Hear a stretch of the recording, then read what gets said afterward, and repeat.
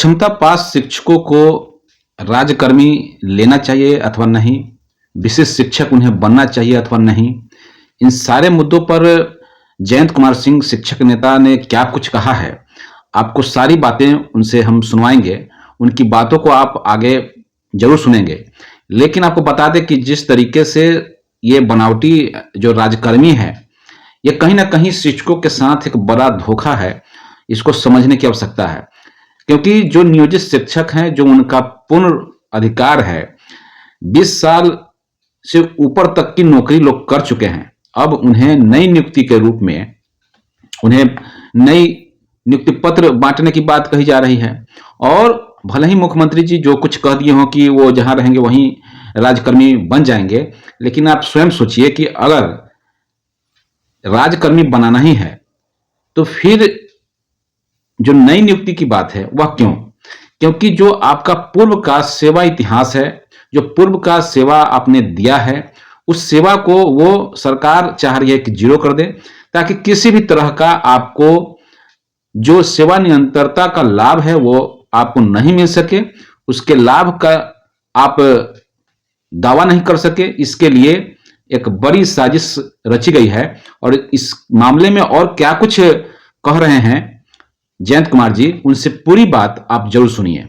आज मैं बताना चाहूंगा कि लगातार इस सक्षमता 2 का जब थंब इम्प्रेशन का काम चल रहा है, तो लगातार शिक्षक साथियों का फोन मेरे पास आ रहा है कि भैया हमारे स्कूल के, हमारे अगल बगल के, हमारे पंचायत के, हमारे प्रखंड के फलना शिक्षक जो खुद फार्म भर दिया, खुद नियुक्ति पत्र ले लिया, और वो हमको कह रहा है कि तुम अगर नहीं करोगे, नहीं जाओगे, काउंसलिंग नहीं कराओगे, थंब इम्प्रेशन नहीं करोगे, तुम्हारी नौकरी चली जाएगी। ये बिल्कुल गलत है, बिल्कुल गलत है। कोर्ट साफ कर दिया, सरकार साफ कर दी, मंत्री जी साफ कर दिए, शिक्षा मंत्री जी। किसी के साथ कोई जबरदस्ती नहीं है। आप यदि जाना चाहें तो जाएं, नहीं जाना चाहें तो नहीं जाएं। कितना अफसोस की बात है कि एक शिक्षक, हम भी शिक्षक, आप भी शिक्षक, और एक शिक्षक को समझाने के लिए हम लगातार बोल रहे हैं आपके लिए, आपके भविष्य को बचाने के लिए, और आप समझ नहीं रहे हैं। आप अपने अगल बगल आसपास जो लोग आपके शिक्षक जो खुद जाल में फंस गए, आपको फंसाने में लगे, आप उनसे गुमराह हो जा रहे हैं। बताइए हम समाज को क्या देंगे? समाज का एक बहुत बड़ा हिस्सा है, बहुत बड़ा तबका हम पर भरोसे कर करके 8 घंटा 6 घंटा अपने बच्चों को हमारे पास भेजता है कि वहां पढ़ने जा रहे हैं। हम जब खुद गुमराह हैं, हम जब खुद निर्णय लेने में सक्षम नहीं है, तो हम क्या शिक्षा देंगे उन बच्चों को? क्या समाज तैयार करेंगे हम? क्या बिहार का भविष्य होगा? तो जो लोग गुमराह कर रहे हैं वो भी सावधान हो जाए। आप ऐसा गुमराह नहीं करें। आपको अगर पसंद है तो निर्णय ले ही चुके हैं, आप यदि अपने बाल बच्चा का सौगंध खा ही रहे हैं कि हमको राजकर्मी का दर्जा झूठा लेकर के हमको बर्बाद हो ही जाना है, तो आप जाइए ना। दूसरा का गुमराह क्यों कर रहे हैं? तो तमाम साथी जो आप गुमराह हो रहे हैं, आपको स्पष्ट में बताना चाहूंगा कि नियमावली में है, कोर्ट में है, सब कुछ है। आप ज्वाइन करेंगे तो बेसिक शिक्षक बनेंगे, राजकर्मी का दर्जा मिलेगा। इसके बाद क्या क्या मिलेगा वो आप सामने आ जाएगा। लेकिन आप वास्तविकता को समझ गए हैं कि हमको सिर्फ राजकर्मी का दर्जा मिल रहा है, नाम सिर्फ राज्यकर्मी, बस। इसके अलावा कुछ भी नहीं, 1% नहीं। बाकी अब कहां जाइएगा? आज इस प्रकार से हम बुजुर्ग शिक्षकों को बोलते हैं कि आपको जब रिटायर करते गए और आपके स्वीकृत पद को समाप्त करते गया, यदि हमारे बुजुर्ग शिक्षक, जो नेता, जो हमारे बाबा चाचा के रूप में जो थे, अगर वे लोग लड़ाई को मजबूत किए होते, लड़ाई वहीं से कमजोर हो गई, अगर लड़ाई को मजबूत किए होते तो उनका स्वीकृत पद अगर समाप्त नहीं होता तो हम लोग पर नियोजन का धब्बा नहीं लगता। लेकिन लड़ाई वहां देखिए कमी हो गई। और फिर वही दूसरी लड़ाई यहां पे आ गई कि जब हम लोग लड़ते लड़ते 2015 में चाइनीज वेतनमान ही सही, जिस प्रकार से लड़कर के हम लोगों ने लिया, आज जब उस वेतनमान की गति से चलते चलते जब सब कुछ मिलने की कगार पर आ गई, जब हम लोग 2027-28 से पहुंचते पहुंचते लगभग 80 से 90 हजार हमारे वेतन मिलने की स्थिति आ गई, तो सरकार को लग रहा है कि अरे ले, ये हमने कौन सी गलती कर दी भाई कि 1500 वाला फिर से यहां पहुंच गया। हम 1500 में थे तो बहुत अच्छा थे, 4000 में थे तो बहुत अच्छा थे, 9000 में थे तो बहुत अच्छा थे, 12000 में थे तो बहुत अच्छा थे। और हम लड़ते लड़ते सिस्टम से 2015 में हम लोग चाइनीज वेतनमान ही लेकर के यहां तक पहुंच गए। अब सरकार चाह रही है कि फिर से इनको पुनः मुस्सी को भवा, फिर से इनको ला करके बैक फुट पे खड़ा कर दे और फिर से 25,000 वाला शुरू कर दो नौकरी। आज इस प्रकार से हमारे पढ़े लिखे भाई जो बीपीएससी वाले बहाल हुए हैं, अभी समझ में नहीं आ रहा है सबको। और नई नौकरी मिलेगी तो भाई कोई ले लेगा 25,000। तो हम लोग जो गलती करेंगे सक्षमता में बैठ करके और ये बनावटी राजकर्मी का पट्टा लगा करके, इससे आने वाला जो हमारा शिक्षक का भविष्य होगा, जो शिक्षक समाज का जो होगा, वह समाज गाली हमको देगा, आपको देगा कि यदि लोग सक्षमता वाला कर करके नहीं करता। क्योंकि शिक्षक समाज का आखिरी पायदान हम लोग हैं, आखिरी वंशज हम लोग हैं। अगर ये वंशज समाप्त हो गया तो हमेशा हमेशा के लिए बिहार में जो शिक्षकों की जो नियुक्ति होगी, आपका बेटा हो, आपका पोता हो, आपका भतीजा हो, जो भी हो हमारा, वो सब 25,000 वाले टीचर बनेंगे बिहार में। कलंक का बहुत बड़ा टीका लग जाएगा। इसलिए तमाम साथी निश्चिंत रहे, कहीं कोई दिक्कत नहीं है।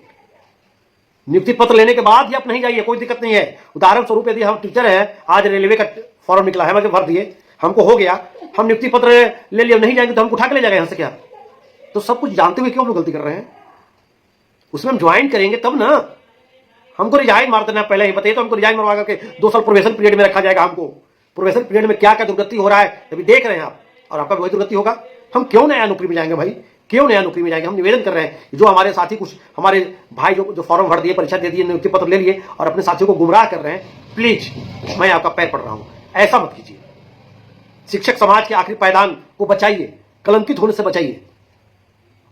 कुछ लोग बोल रहे हैं कि भाई बहुत शांत माहौल चल रहा है, नहीं चलती। हम लोग पढ़े थे 5 क्लास में एक रंगा सियार का कहानी। रंगा सियार था, वो एक बार जंगल में देखा कि शिकार मिलना दिक्कत हो गया, तो उसने क्या किया कि एक मीटिंग किया, मीटिंग करके घोषणा किया कि अब जो सियार जो है वह शाकाहारी हो गया और मुंह में घास लेकर के बैठ गया।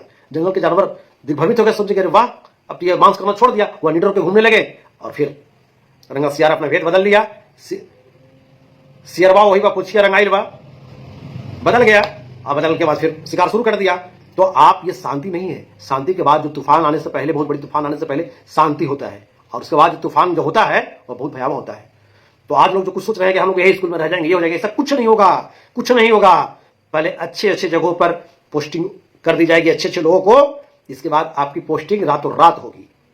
खैर पोस्टिंग कोई बहुत बड़ा मायना नहीं है, नौकरी घर में नहीं होता है, जहां जाना है जा सकते हो जाए, लेकिन गुमराह नहीं करे, यह बनावटी राजकर्मी के चक्कर में नहीं पड़े, वरना आपका भविष्य बर्बाद हो जाएगा। तो बहुत सारे साथी पूछ रहे थे कि भैया सक्षमता 2 में जो थंब इम्प्रेशन नहीं कराएंगे तो क्या होगा? कुछ नहीं होगा। आप सक्षमता 3 का फॉर्म भरने का टाइम आएगा, तो कुछ लोग, अब तो सारे शिक्षक समाज के बहिष्कार लोग लगातार कर रहे हैं। बिहार में 34,540 वाले कितने लोग थे? वास्तविकता की लड़ाई लड़ लड़कर नौकरी लिए। हम लोग जितना बचेंगे ईमानदारी पूर्वक, हम लोग 20 साल की नौकरी को नहीं छोड़ेंगे और सुप्रीम कोर्ट तक जाकर के लड़ेंगे। एक महीने के वेतन को चंदा में लगा देंगे, ईमानदारी से लड़ करके हम लोग हासिल करेंगे। लेकिन कोई दिक्कत नहीं है, हमारे हाई कोर्ट का फैसला हमारे साथ है। 20 साल से नौकरी कर रहे हैं, इसलिए तमाम शिक्षक साथी आप जरा सा भी नहीं घबराएं, बिल्कुल निडर रहें, सब कुछ नियोजित शिक्षकों को मिलेगा।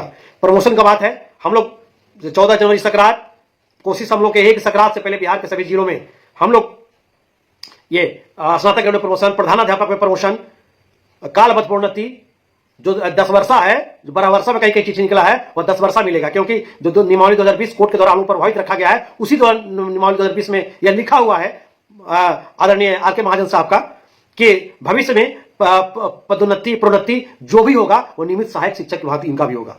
तो नियमित शिक्षक साहब जो भी है उनको 10 साल में कालबद्ध प्रोन्नति दिया जा रहा है, 10 साल में हम लोग को भी होगा, वही करवाएंगे हम लोग लगे हुए हैं।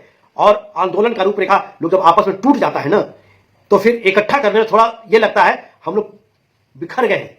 राजकर्मी का पगड़ी देख करके कि बहुत बड़ा पगड़ी सोना का मुकुट मिलने जा रहा है, लेकिन अब लोग एकत्रित हो रहे हैं। हम लोग बहुत जल्द एक नए चेहरे के साथ, नए रूपरेखा के साथ पटना की धरती पर उतरने की हम लोग जो पुरजोर तैयारी में लगे हुए हैं, वह एक नए चेहरे के साथ हम लोग पटना की धरती पर उतरेंगे और सरकार से हम लोग आमने सामने हैं। हम गलत लड़ाई नहीं लड़ रहे, हम लोग